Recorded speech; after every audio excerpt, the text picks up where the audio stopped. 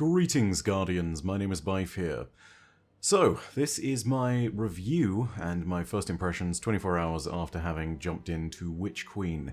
Just a quick note for everybody, there are no spoilers in the first part of the video whatsoever. We have gameplay in the background that is just generic EDZ footage very deliberately.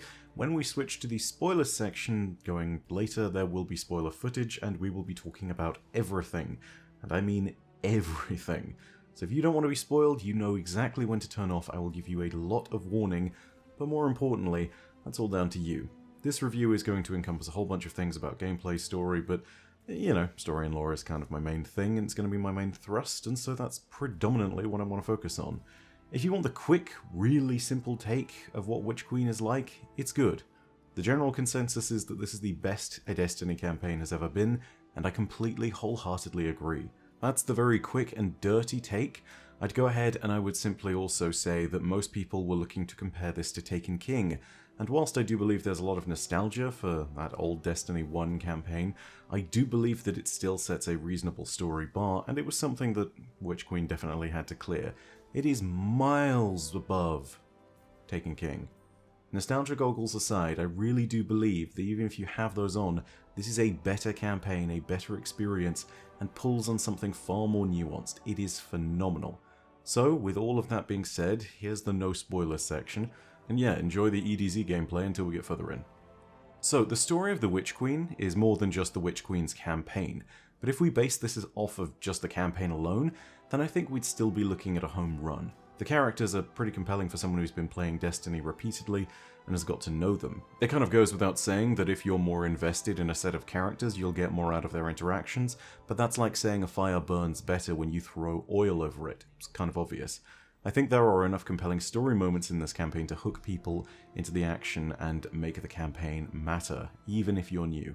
The main villain of the expansion is also easily the best Destiny's ever had, and you can bet that I'm going to be talking a little bit more about the Witch Queen later in this video. I say there are truly fantastic story moments in the expansion, and I'd love to expand on that in this section, but I don't want to because I would consider it spoiling you. Seriously, if I even mention certain words, it's going to spoil you, so all I'd say is if you are intent on playing the game, go ahead and play it before even watching the later half of this video, because seriously, it's great.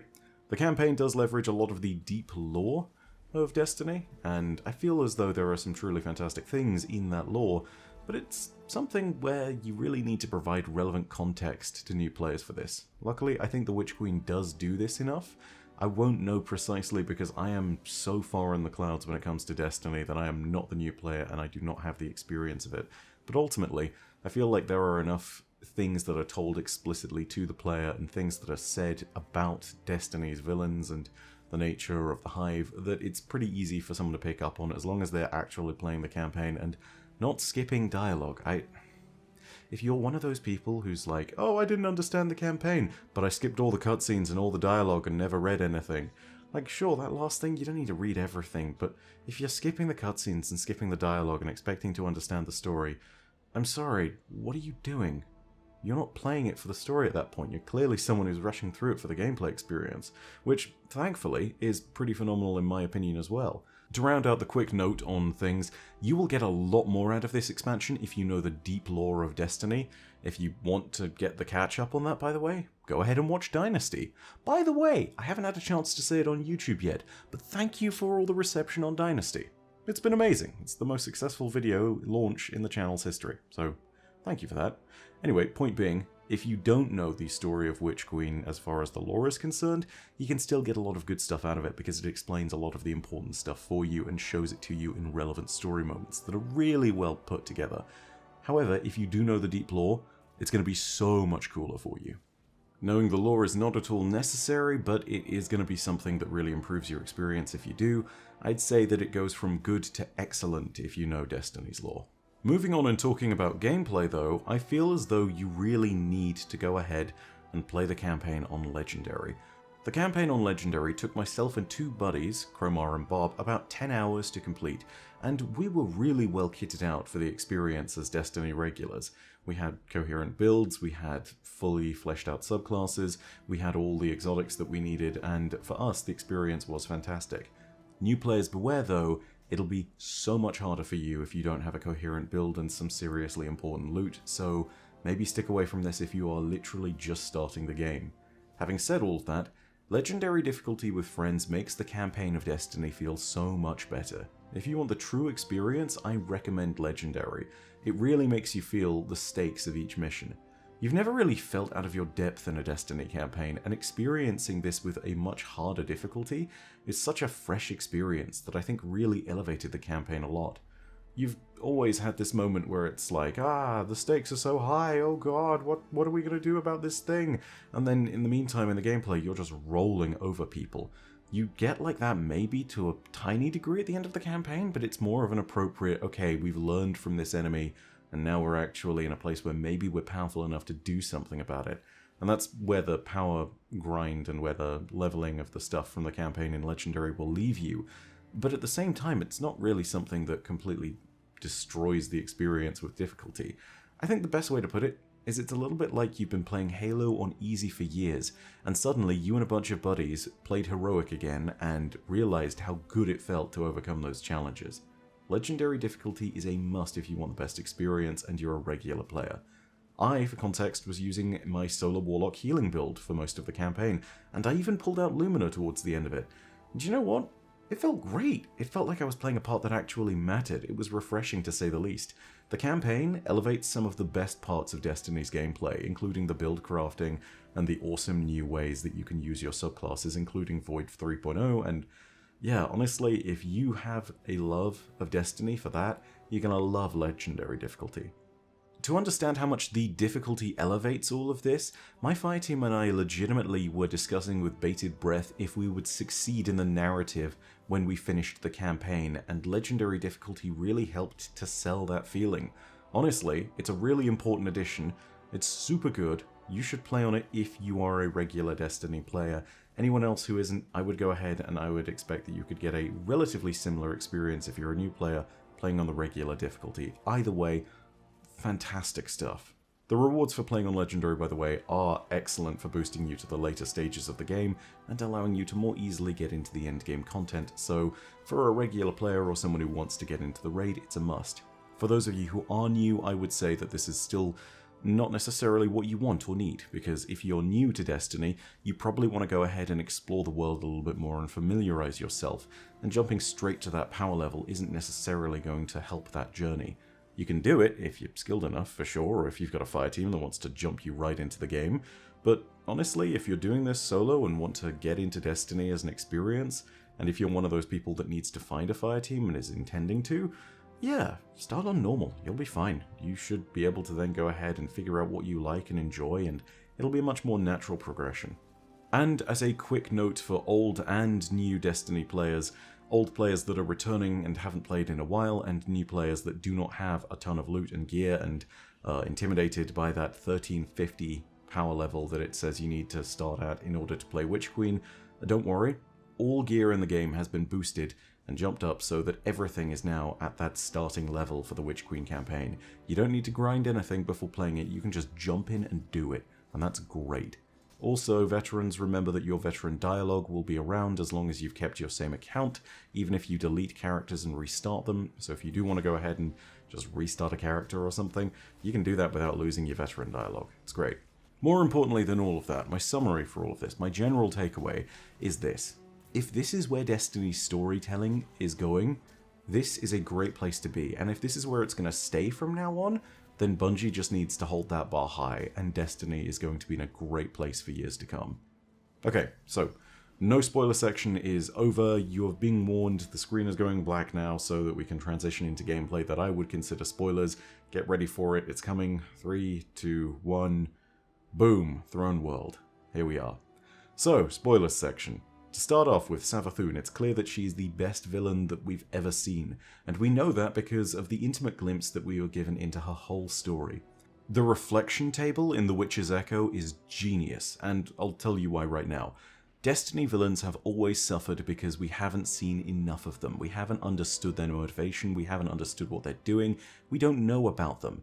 Eramis, for example, in Beyond Light was a weaker character because whilst you could understand her motivations if you'd read all the deep lore that you could unlock in Beyond Light and if you were able to find all of that stuff, in the actual campaign, she seemed hollow and cardboard and very cookie-cutter as a villain. Not the case with Savathun. Even if you just go into the campaign, you can see the reflections table to see her past, to see the things that have defined her and the moments where she has been able to see her plans. And it also plays host to what I think is the most incredible twist in the entire campaign as far as the sheer genius of Savathun is concerned, when you realize that your deep sight connection has been used by her so that she can return her old memories to herself. In other words, she was sitting there and using you the whole time. That is a KOTOR level, Darth Revan level twist. Seriously, I really do believe this is a fantastic moment, because you know what? That's exactly what Savathun should have been. We were unearthing everything and investigating without ever necessarily considering the fact that, yeah, she would need to investigate all this too. She's a Guardian now. She is someone who's lost her memories and needs to remember them. And of course, she might have known about Deep Sight. She could have been told about it by her ghost. She could have been given just some really simple instructions of let the Guardian uncover everything. And even as I was putting in that first piece with Sagira, I said to my fire team, this feels like a trap. And then it lulled me into a false sense of security as I went through pieces 2 and 3 and 4. And when I did finally get there, I sat and I thought to myself, oh god. Wow. Okay. So that's what it's like. I really did just fall for this. That's good. That's exactly how Savathun should be.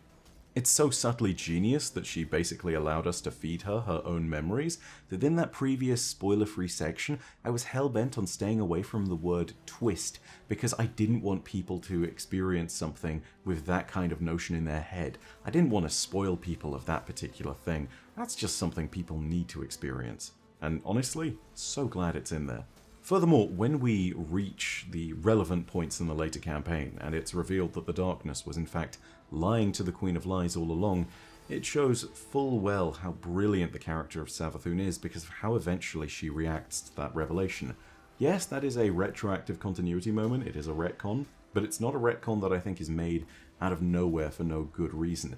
There's always been a hint that this was something that could have been the Darkness's doing, and there's always been kind of this weird hint that everything in between wasn't necessarily something that was exactly as everything was playing out. The mystery of Fundament is something that is directly expanded upon in a cutscene, it's something that's brilliantly rendered, and perhaps more importantly than all of that, it's something that matters. Yes, this is retroactive continuity, but it feeds into the game correctly.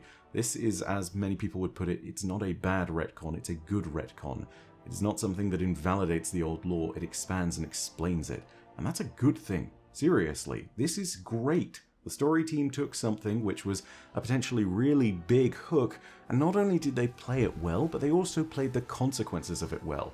When you finally explain that to Savathun through showing her that memory in the campaign, the memory of the Worm Familiar, all of a sudden you can see how brilliantly her character actually plays, because it elevates the stakes all of a sudden. She becomes so much more believable as a Queen of Lies, as someone who has actually had that characterization their whole life, when that breaks down in front of her and she actually gets quite mad. It clearly rattles her to her core. That's brilliant. It's such a fantastic thing to see that during the final boss fight of the entire game, because it makes you really feel like the entire stakes are desperate. You have actually gotten to the Witch Queen for once when she's been playing you for fools this whole time. That's amazing. Like, it's a really good way of putting some solid story foundation down. So good. I'll say this too, the stakes in the campaign feel believably high, as they should with the nature of characters like Savathun, but it does make me really think that, again, when you play Legendary, things like this will help amp her up as a villain. Honestly, there are so many highlights in this campaign, and some of the moments where we sit there and we actually look at, you know, the villainy of Savathun, it's only exemplified better when you actually get to play through the harder parts.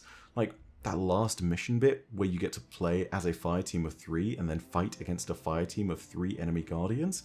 Oh my god, Hive Guardian fire team versus our human Awoken Exo Guardian fire team? That was a showdown, and that was such a cool moment, and it felt like it was good because of the stakes.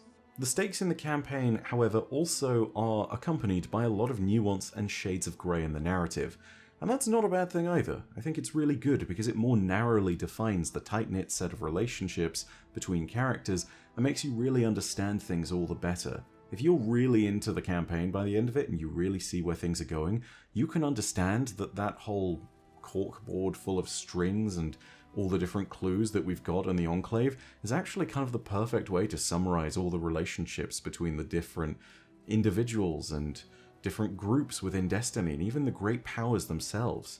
For example, you know that Mara and Keitel are sort of allies, but it's not as strong as the ties that bind you to other Guardians.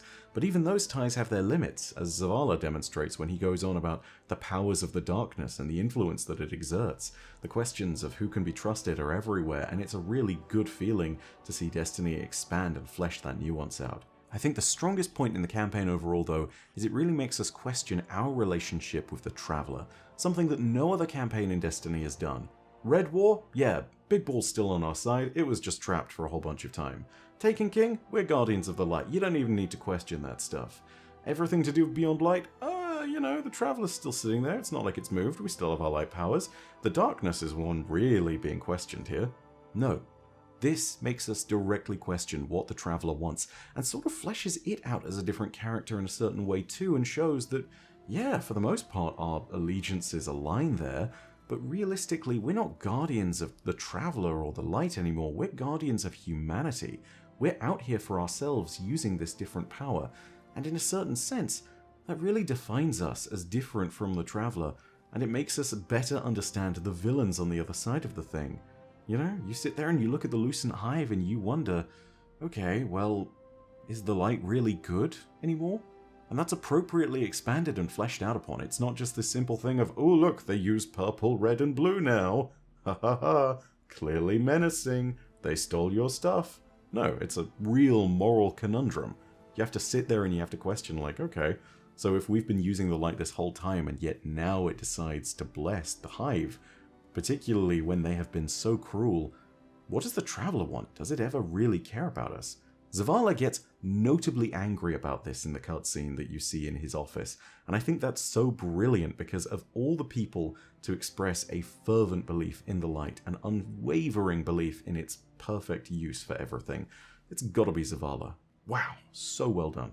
The campaign also shifts gear and makes it very clear that the darkness is properly here and that we're going to be facing the voice behind it very soon. The Witness is mentioned regularly throughout the campaign and defines a far greater set of stakes for the whole of Destiny going forward.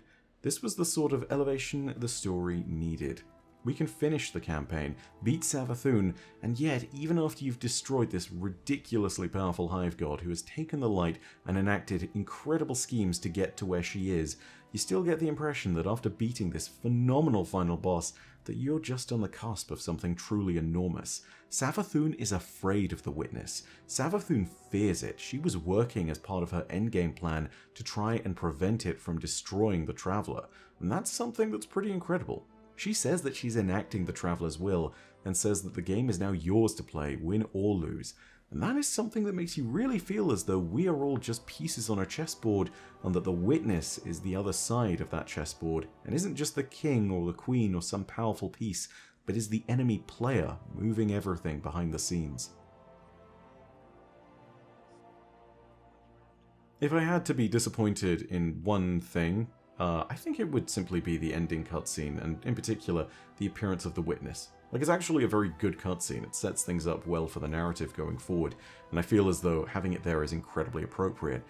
I just wish they didn't show the face of the Witness, and I say that not because it looks like Megamind. The Witness is one of the most anticipated appearances in Destiny without a doubt. It's something that's been awaited for a long time, for us to finally see the true face of darkness.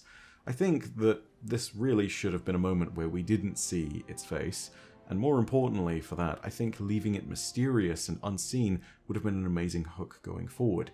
We were really going to be able to go ahead and imagine the Witness in our heads at that point as this eldritch, faceless facade, something that we didn't truly understand and maybe couldn't understand until we were ultimately in a place where it was too late. And I feel like seeing the face, even with everybody saying, yeah, it looks a little bit like Megamind, has, maybe has sort of killed a little bit of that vibe. Ultimately, though, in the grand scheme of things, this is splitting hairs, and For all we know, this is not simply the only face the Witness will take, and more importantly, you can have a really silly looking face and still be an incredible villain. I will say though, oh my goodness, I'm very excited for where things go forward. It also ties in really well with the existing lore. Hearing the "you have no more pieces to play, enough murder" kind of lines really shows that some of the unveiling lore that we got back in Shadowkeep is now verifiably a little bit more true. You know, I say that now and I realize again it's very much a perspective thing, but you know, it really feeds into it, and I feel that's very good. Maybe that's confirmation bias, maybe it's not, but either way, it's quite exciting stuff. To touch really briefly on the seasonal story, it's looking like it's really strong. We have something that we did in the beginning of the Witch Queen campaign, aka killing those Cabal soldiers, and major questions that arise in the beginning of the Witch Queen campaign that aren't answered completely by the end of the story narrative. And those are fed into the season. It feels connected and relevant. It doesn't feel separate like, say, the Season of the Undying or the Season of the Hunt did. Season of the Hunt and Beyond Light were so completely different that they might as well have been different seasons and different timelines entirely. You could have divorced everything in Beyond Light and Season of the Hunt from each other, and, you know, people would never have been able to tell that they would have gone together. The Witch Queen campaign and the Season of the Risen feel inseparable, and that's a good place to be for a starting season. You want that strong thread that's going to really suck people in for the rest of the seasons, for the rest of the year. And you know what? If they tie in this season with what's going to happen in the next season really well, that's going to be a huge hook, and I think that's going to retain a lot of players. That's a really important test for them to get right, and we'll see what happens with it. So far, I'd say that the seasonal story content is looking like it's good, especially considering that it also is looking to answer big questions. We will have to wait and see for it, but for the moment, this looks really good. One last thing. People are saying, again, this is better than Taken King by a country mile, and I'm so glad for that. We need to crash and discard those Taken King nostalgia goggles that we've held for a long time. Yes, it's absolutely something that went ahead and saved Destiny. Yes, it was miles and above better than Destiny 1 Vanilla and all the other small expansions that came afterwards. But we have been hung up on Taken King for so long, and if I'm really glad for one thing as a core Destiny player, it's that finally we can set aside this idea that the Taken King was this pinnacle of storytelling that will never be topped. Meanwhile, seasons like the Season of the Chosen and Season of the Splicer have presented in nuanced and very deep and very much elegant tales, which may not be as big as the campaign, but were certainly deeper and more impactful than it. And perhaps more importantly, you can sit there and still take a look at someone like, say, Keitel, and say that she got more story and is a better character in the story of Destiny than Oryx ever was. People sit there and remember the Taken King for its lore, and rightly so. I would know. I would know. But more importantly than that, we've got to remember that story and lore are separate things and should be considered separately. And whilst the Taken King's lore is still very much a revered pedestal that might still take some time to knock off depending on what we see in the Witch Queen's lore itself, I think that it's good that everyone is finally sitting there and putting back some notion that the Taken King is this insurmountable experience that everyone needs to play. Seriously, it's a good campaign, but I'm so glad that Witch Queen is there for people to realize that yes, this is better. I hope people now realize that this sets a new bar and it's going to make everything better. And if this is where Bungie is putting the story from now on, I'm very excited for Lightfall, and I'm very excited for Final Shape. In the meantime though, that's all from me for now. This is a bit more of a rambly video. This is something that was done a little bit more quickly. You can expect some more structured lore content coming forward soon, seeing as we are in the spoilers section. That includes everything to go ahead and do with regards to, well, big story revelations in the campaign, the post-campaign story, and, well, a whole bunch of other things. In the meantime though, thank you very much for watching, and I do hope you enjoyed. If you did, go ahead and leave a like, go ahead and subscribe, and leave your own thoughts down below in the comments section. One last thing, thank you so much for making Dynasty a roaring success again. It statistically is the most successful 24 hours, or first 24 hours any video has seen in the channel's history, and that includes the first 24 hours of the complete story of Destiny. It crushes every previous metric. This is truly something remarkable, and I'm so glad that all of you jumped on board and were so excited for it. Because seriously, I was terrified that we were going to make this enormous thing and people weren't going to enjoy it, or it was perhaps not necessarily going to land. But we made it happen. And you know what? I'm so glad that we made it work, because, you know, like, wow. Oh, that was something. Anyway, enough of my wittering. Know, as per usual, that your viewership is quite enough for me, and that in the meantime, my name is Bife. Porodasia Arastra. I'll see you, Starside.